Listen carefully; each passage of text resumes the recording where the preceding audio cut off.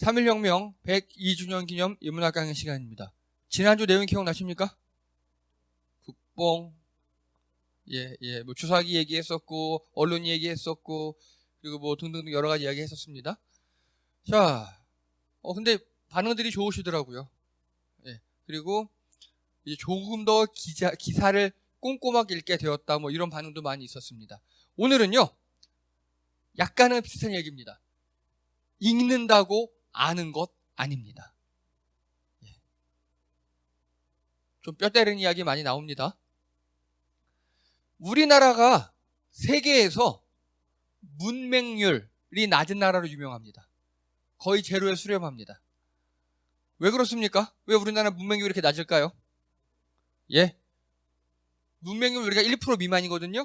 바로 세종대왕님과 후민정 때문입니다. 제가 몇 번 말씀드렸습니다. 세종대왕님이 한글을 직접 만드셨습니다. 지편연에서 만든 거 아니에요. 오히려 그 당시 학자들은 반대했다고요. 혼자 만드셨어요. 혼자. 그리고 학자들에게 해례본, 해석집 같은 거 만들어봐. 사용법 만들어봐. 뭐 이 정도. 한글은 직접 만드셨어요. 그리고 그 서문에 보면요. 현명한 자는 반나절, 어리석은 자도 열흘이면 읽고 쓸 수 있는 언어로 만드신 게 바로 한글이에요. 그런데 여러분, 한글이 왜 쉽습니까? 왜? 진짜 쉽대요. 다른 나라 사람들도 읽고 쓰는 거. 한국어 말고 한글, 가나다라는 쉽대요. 왜 쉬운지 아십니까? 모양이? 그것도 그러지만요. 첫 번째가 일단 우리는 발음기호라는 게 존재하지 않아요. 발음기호. 영어는 발음기호가 있죠. 그래서 애플에서 끝에 이는 안 읽잖아요. 이런 게 다 있어요, 단어마다. 발음기호가 존재하는데 한글은 없어요. 그냥 그대로 읽으면 돼요, 그대로. 소리글이에요. 그리고 한글은요, 뜻 자체가 소리에 포함되어 있어요. 그건 또 나중에 전도 또 얘기하겠습니다. 그래, 이렇게 좋은 언어였는데 조선시대 내내 천대받아요. 1443년에 만드셨어요. 근데 조선시대 내내 그 후로 500년간 천시받아요. 그러다가 호머 헐버트 선교사님이에요. 이 선교사님이 한국에 들어와서 혹시 여러분 미스터 선샤인 보셨습니까? 거기 보면 고종 황제에게 굉장히 도움을 많이 줬던 외국인 선교사 나오잖아요. 그 주인공 중 한 명인 이병헌 씨를 해외로 데려나갔다가 또 데리고 들어와서 우리나라를 도와주는 그 선교사님이 바로 이분이에요. 이분을 모티브로 한 거예요. 호머 헐버트 선교사님. 이분은 헤이그 밀사 때도 같이 도와주셨고 여러 우리나라에 좋은 일을 정말 많이 하신 분이에요. 그리고 90세에 1949년에 90세셨거든요. 정말 다 죽어가는 몸으로 우리나라에 오셔서 해방된 나라에 묻히고 싶다고 현재 우리나라 양화진에 묻혀 계셔요. 그런 분이십니다. 그런데 이분의 가장 최고의 업적 중 하나가 뭐냐? 바로 주시경 선생님 아시죠? 주시경 선생님, 우리나라 한글학자와 함께 한글의 띄어쓰기와 쉼표, 마침표, 따옴표 등 문장 부호를 완성하신 분이 바로 호모 헐버트 선교사님이십니다. 그래서 이분은요, 금장 문화훈장을 받아요. 한글에 기여했다고. 이분이 뭐라고 했느냐? 한글이야말로 세계 최초의 문자이며 한국인들은 그 혜택을 누릴 것이라고 얘기했습니다. 아니, 너무 안타까운 거예요, 이분은요. 아니, 이렇게 좋은 언어 글자가 있는데 다 한자만 쓰고 천시하고 있고 백성들이 무식하자, 글을 못 읽는 게 무식하고, 그래서 기득권층의 문자와 그렇지 않은 자의 문자가 나눠져 있으니까 되게 아쉬워하셨어요. 이렇게 말씀하셨습니다. 혜택을 누릴 것이라고. 여러분, 우리가 한글 혜택을 누리고 있습니까? 언제요 누립니까? 살면서 늘상 가장 크게 누리는 게 뭔지 아십니까? 바로 이겁니다. 키보드. 키보드는 당연히 미국에서 만들었어요.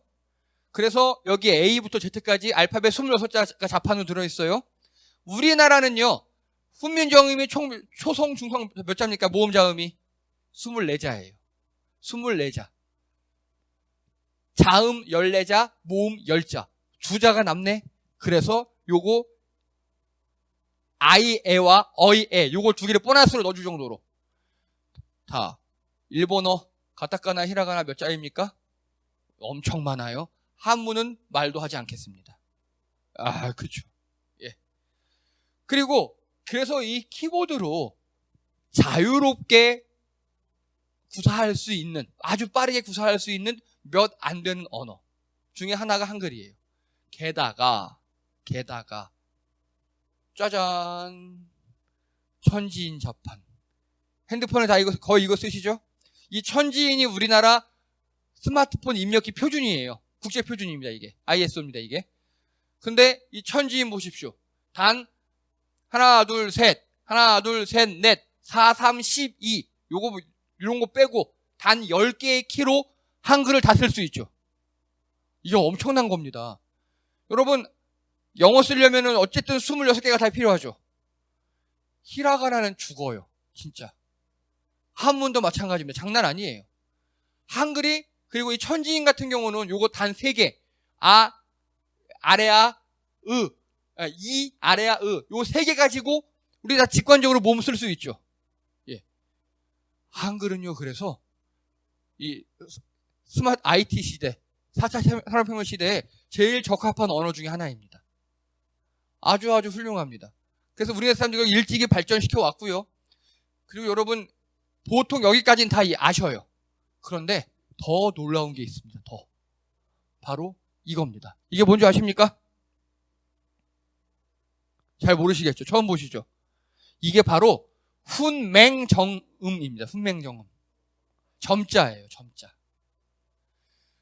그래서 한글은 초성, 중성, 종성이 있죠. 제 성인 손 하면은 시옷, 오, 이응이잖아요. 시옷과 오와 니은을 이렇게 점자로 나타내는 겁니다. 점자는 점이 6개예요.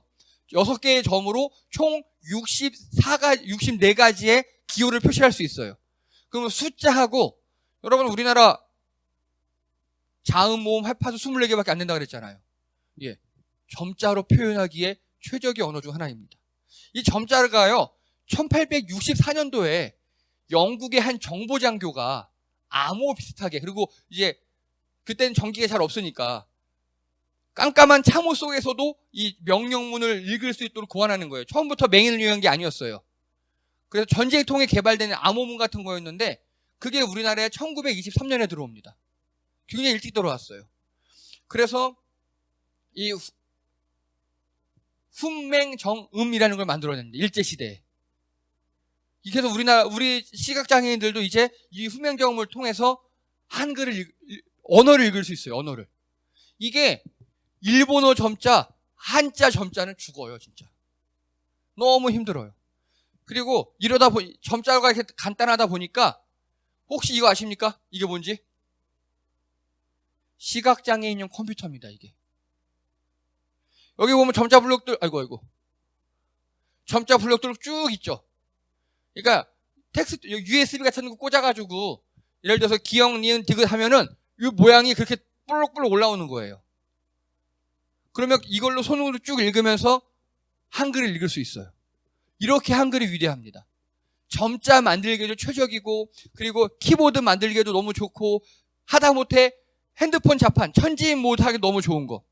여러분, 실제로요, 우리 교회에 그 유튜브 보면은 이제 성경 봉독 있죠? 성경 봉독. 그거를 읽어주시는 두 분이 다 시각장애인이셔요. 근데 그분들에게 제가 주보 파일 넘기잖아요? 그러면 이거 각각 갖고 계셔요. 두 분이. 여기다가 USB 꽂아서 입력하셔서 이걸로 손으로 읽으면서 그렇게 다 읽어주시는 거예요. 그래서 잘 들어보시면 우리 성경 봉독 파일에 드르륵 한 소리가 살짝 들려요. 그게 바로 이 점자 컴퓨터 읽는 소리입니다. 한글은 이게 가능해요, 이런 식으로. 굉장히 위대한 언어입니다. 그런데 문제가 여기서 또 생기겠죠, 이제. 이제부터 문제 제기를 하려고 합니다. 이거 보십시오. 한국인 문서 해독 능력 형편없다. OECD 중 최하위. 작년 1월 기사예요. 우리나라 문맹률 1%, 실질 문맹률 75%. 엄청나죠. 글은 다 읽어요. 우리나라 사람들 중에서. 워낙 문자가 쉬우니까. 근데 그 글의 내용을 이해 못한다는 거예요. 그 글의 내용을. 이거 심각한 겁니다. 자, 이게 OECD에서 각 국가별로 학력에 따른 문서를 얼마큼은 잘 해독할 수 있는가, 이해할 수 있는가 점수예요. 우리나라 여기 끝에 있어요. 꼴찌입니다. 꼴찌예요. 자, 이렇게 보니까 잘 모르시겠죠? 이거 보십시오. OECD 평균과 우리나라입니다. 중졸 이하에서요, OECD 평균 문서 문해율, 얼마큼 책을 읽고 글을 읽고 잘 이해하는가가 236점이에요. 그런데 우리나라 214점. 그리고 고졸에서는 OECD 평균이 279, 280점 대충 되고 우리나라 240. 대졸 이상에서는 OECD 평균 303, 우리나라 259점. 이 정도입니다. 굉장히 심각하죠. 이거 보면 보통 이렇게 생각할 수 있어요. 아유, 요즘 애들이 책을 안 읽어서. 가짜입니다. 가짜예요. 이거 보세요. 중졸 이하는 20점, 고졸은 40점, 대졸 이상이 45점이에요. 오히려 학력이 올라가면 갈수록 OECD 평균보다 훨씬 더 낮아져요. 이해되십니까? 무슨 말인지? 요즘 애들은 책을 안 읽어가 아니에요. 예, 요즘 애들이 책을 안 읽어가 아니에요. 나이 먹을수록 책을 안 읽어요. 이게 정확한 표현입니다. 제가 여기서 지금 학력으로 얘기했죠. 자, 나이 데이터입니다. 이거 나이 데이터. 20대에서는요, 이게 뭐냐면 1년에 책을 한 권 이상 읽는 사람들 비율이에요. 참고서 이런 거 빼고. 20대에는 1년에 한 권 이상 77%, 30대에는 75%, 40대는 60%, 50대는 45%, 60세 이상은 32%. 점점 나이를 먹어감에 따라 오히려 책을 읽지 않는 게 문제입니다. 그러다 보니까 세대 간의 갈등이 엄청나게 차이가 납니다. 세대 갈등이 되게 심해져요. 왜? 책을 안 읽으니까. 책을 안 읽으면 일어나는 현상이 바로 문서 문해율이 떨어집니다. 글을 읽고도 이 글의 내용을 이해 못해요. 여러분, 난독증이라고 들어보셨어요? 난독증? 그거는 정신병이에요. 정신병으로 분류가 돼 있어요. 유전적 용의도 강하고. 근데 난독증 말고 정상적인 사람임에도 불구하고 글을 읽어도 내용을 잘 이해 못하는 겁니다. 이제 오늘 그 이야기를 할 겁니다. 그 이야기를. 여러분 어떠십니까? 글을 읽고 이 글의 주제가 무엇인지, 글쓴이가 하고 싶은 말이 무엇인지 딱딱딱 캐치해내십니까? 이게 안 돼요, 우리나라가. 이게 안 돼요. 자, 실제 예시입니다. 어느 집 엘리베이터에 이렇게 붙어있어요, 아파트에. 우리 칸 대부분의 자녀들이 이웃 어른들께 인사하지 않습니다. 그 이유는 배운 바는 있으나 본 바 없이 자랐기 때문입니다. 자, 이거 누구 욕하는 겁니까? 이게 어느 커뮤니티에 게시가 됐는데요. 거기에 상당수의 반응이 이겁니다. 에이 꼰대 새끼들, 인사받으려고 별지랄을 다 해내. 이렇게 얘기합니다. 엄청 심각하죠, 상황이. 이거 보십시오. 여기서는요, 애들이 인사하지 않는 이유는 학교에선 배웠지만 부모들이나 어른들한테 본바 없이 자랐기 때문이다. 그러니까 애들 보고 애들이 인사하지 않은 이유는 우리 어른들끼리도 인사 안 하고 어른들이 먼저 인사 안 하기 때문이다. 그 내용인 거잖아요. 그거를 살짝 꽈서 이렇게 했는데, 그래서 여기에 대해서 바른 해석은 우리 어른들끼리부터 인사합시다. 우리 칸에서 엘리베이터에서 만나면 우리 애들 인사해 줍시다. 이런 내용이잖아요. 이거에 대한 반응이 이렇게 와요. 에이 꼰대 새끼들, 인사받으려고 별짓을 다 하네. 이런 상황입니다. 그래서 한번 실험을 했어요, 제가. 어느 커뮤니티에다가 난 김치찌개보다 짬뽕이 더 맛있는 것 같다. 이렇게 했습니다. 그 되게 싸가지 없게 말을 막 던졌어요. 거기에 대한 대응이 이렇게 옵니다. 우리나라 전통 발효 음식인 김치를 무시하는 것이냐? 환장하겠죠. 또 이렇게 옵니다. 김치찌개를 싫어할 권리는 누구에게도 있다. 무시하지 마라.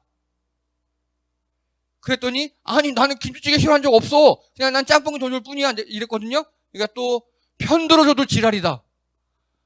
김치찌개 요리 종사하는 사람들이 네 가족이라고 생각해봐라. 우리나라 고유의 음식이 김치보다 짬뽕이 더 맛있다니 넌 친중 좌빨이구나. 공산당이나 가라. 병신 김치찌개가 얼마나 맛있는데 이런 식의 대화가 오고 갑니다. 여러분 어떻습니까? 근데 이게 제가 좀 과장을 한 거지만 이게 현실이에요. 이게 현실이에요, 이게. 우리나라 사람들이 글을 못 읽어요. 글을 읽어도 그 안의 뜻을 모른다고요. 그 가장 큰 이유는 책을 안 읽어서예요. 자, 계속 얘기할게요, 이제. 그래서 이런 실질 문맹률자들로 인해서 사회적 비용과 갈등이 대폭 증가합니다. 이런 경우가 허다합니다. 자, 실제 있었던 상황입니다. 여러분, 요즘 코로나 지금 우리가 1년 이상 하고 있잖아요. 원격 의료 해야 됩니까? 말아야 됩니까? 원격 의료. 이거 가지고 의료계와 뭐 기업과 사회단체가 막 대판 싸웠어요. 근데 원인이 뭔지 아십니까? 서로 말이 안 통해서였어요.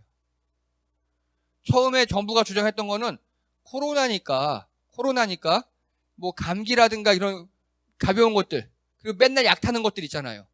그럼 그냥 전화나 아니면 뭐 이렇게 비대면으로 화상으로 하게 하자 한 거예요.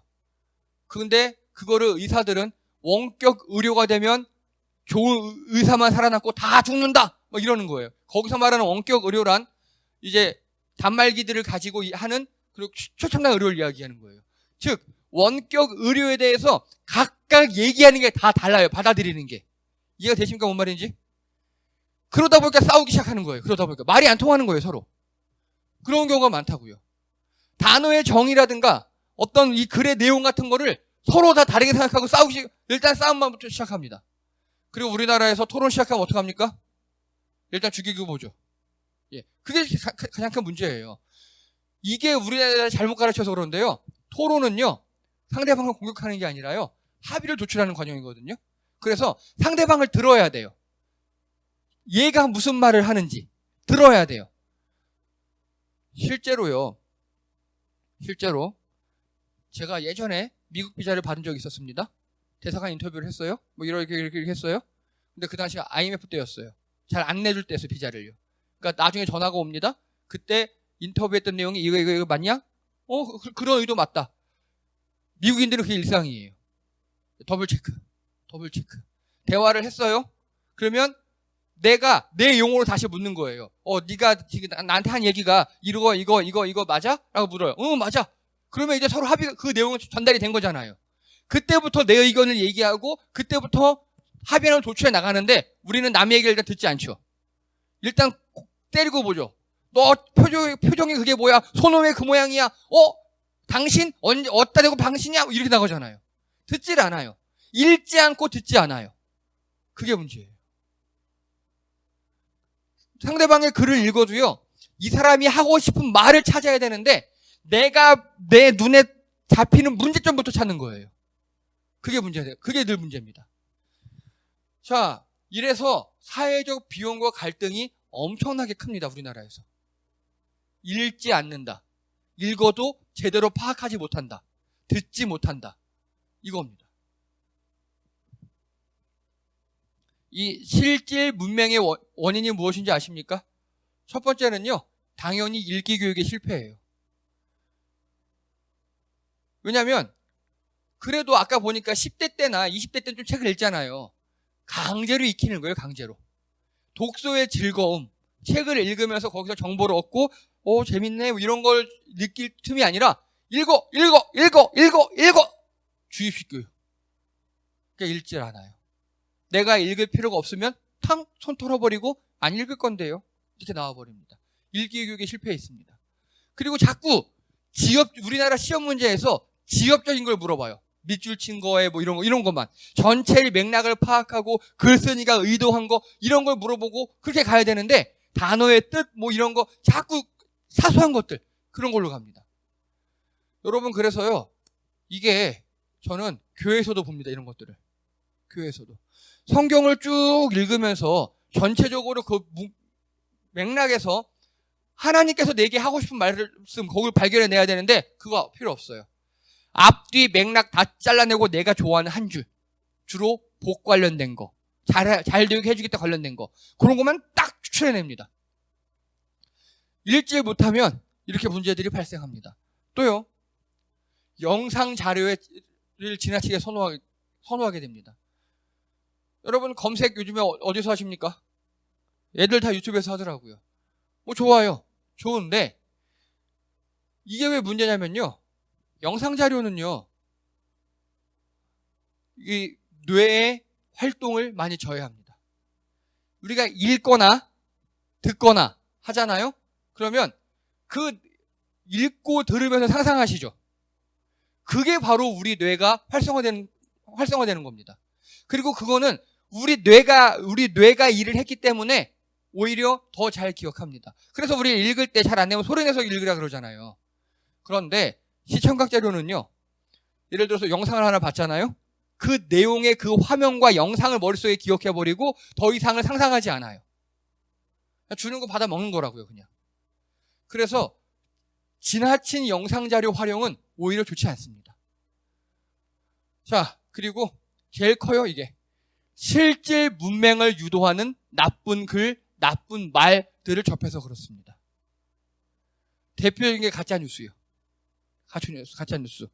예를 들어서 어떤 누군가가 정은경 본부장이 질병 청장이죠. 청장이 얘기를 했어요. 뭐 아스트라제네카 백신은 어떻고 그런데 부작용이 있고 그런데 어떻고 다 잘라버리고 부작용이 있다 그랬다. 그것만 딱 뉴스에 나요. 그런 것만 보는 거예요, 우리가. 굉장히 나쁜 말, 선동하는 말, 호도하는 말, 본말이 뒤집힌 말, 이런 말들, 이런 글들만 자꾸 접하다 보니까 그거에 익숙해지는 겁니다. 이게 문제가 됩니다. 애정쌤, 혹시 학창시절에 글쓰기 같은 거 배울 때, 논설문이라든가 사설을 읽어라 그런 얘기 교육 받아보셨어요? 예. 저희 때만 해도 신문 사설 스크랩하고 요약하는 게 유행이었어요. 왜냐하면 신문 사설은 그래도 그 당시에는 괜찮은 글들이라고 인정을 받았으니까. 좋은 글들을 많이 보셔야 내가 좋은 글을 쓸 수 있어요. 좋은 말들을 많이 들어야 그 논리 체계를 내가 이해하고 그대로 이해할 수 있습니다. 그런데 우리 사회가 워낙 실질 문맹을 유도하는 아주 나쁜 말, 아주 나쁜 글들에만 젖어 있다 보니까 다 비꼬고 주제와 벗어난 꼬투리 잡고 거기에 익숙해져 있는 겁니다. 거기에 우리가 많이 당해왔어요, 지금까지. 히틀러 밑에요. 엄청난 선동가가 하나 있었어요. 히틀러가 투표로 당선됐거든요. 그러면서 전 국민에게 보급한 게 라디오예요. 그리고 우리말로 하면 국정홍보처 장관에 괴벨스라는 사람을 임명합니다. 그 사람은 궤변의 달인이에요. 한 단어만 주면 그 한 단어로 이렇게 만들어가지고 한 사람을 죽일 수 있는. 그래서 그걸로 나치가 만들어지고 그걸로 2차 세계대전이 된 겁니다. 그만큼 선동과 그만큼 비논리적인 비약은 우리에게 독이에요. 거기에 찌들어버리면 어떤 일이 발생하냐면요. 좋은 글, 진짜 정보, 좋은 논리가 들어와도 다 배척하게 돼요. 왜? 내가 기존에 갖고 있던 거 맞지 않으니까. 이걸 확증 편향이라고 합니다. 내가 아는 것, 내 지식을 강화하는 쪽으로만 가는 것. 그래서 여러분, 좋은 글, 좋은 말을 들으셔야 합니다. 좋은 글들을 많이 찾아 읽으십시오. 제가 그래서 책 읽기 저한테 문의하는 분들에게 고전을 권하는 이유가 그겁니다. 좋은 논리, 좋은 배경, 그리고 인과율에 따른 것들, 그런 것들 읽으셔야지 요즘 기사나 요즘에 흔히 이야기하는 웹소설, 양판소설들 보면요. 그런 게 전혀 없어요. 그냥 자기 멋대로 흘러가요. 그러면 내 사고가 그렇게 젖어버려요. 그러면 우리 인생이 피곤해집니다. 여러분, 좋은 글, 좋은 말을 읽고 들으시기 바랍니다. 그래서 그들의 논리와 그 전개가 내 머릿속에 익숙해져야 돼요. 그렇지 않으면 우리도 2차 세계대전 직전에 독일 민족이 괴벨스에게 당했던 것처럼, 게르만 민족이 괴벨스에게 당해서 히틀러를 신으로 추앙했던 것처럼 우리도 그럴 수 있습니다. 지금은 나쁜 말들과 나쁜 글들이 넘쳐나는 사회입니다. 거기서 우리의 우리가 실질 문맹자가 되지 않으려면 애써 좋은 거 보셔야 하고요. 찾아서 좋은 글들 읽으셔야 하고 찾아서 좋은 말들 들으셔야 합니다. 안 그러면 또 속습니다. 예, 이상입니다.